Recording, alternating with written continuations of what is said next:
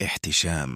एक नौजवान बहादुर हीरो, नर्म नीली आंखें, पुरस्कून मगर पुरात्माद चेहरा, काले और नीले रंग के लिबास में जिसमें नीली रोशनी झिलमिलाती है। वो एक चट्टान पर खड़ा है। चांदनी उसके गर्द चमक रही है, हवा हल्की चल रही है और उसके लिबास की रोशनी रात में रक़स कर रही है। फिर वो आगे बढ़ता है, चमकती हुई जंगल की राह पर। जमीन नीली रोशनी से जगमगा रही है और जगनू आसमान की मानंद चमक रहे हैं। वो एक प्रासरार वादी में दाखिल होता है जहां कदीम चमकते हुए पत्थर हैं।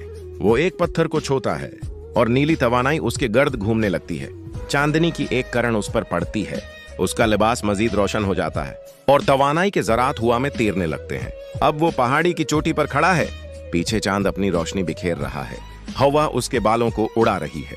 वो आसमान की तरफ हाथ बुलंद करके कहता है, उम्मीद कभी मत छोड़, क्योंकि हर अंधेरे के बाद एक नई रोशनी जन्म लेती है। अगर आपको हमारी ये कहानी पसंद आई हो तो वीडियो को लाइक करें, चैनल सब्सक्राइब करें और दोस्तों के साथ शेयर करना ना भूलें।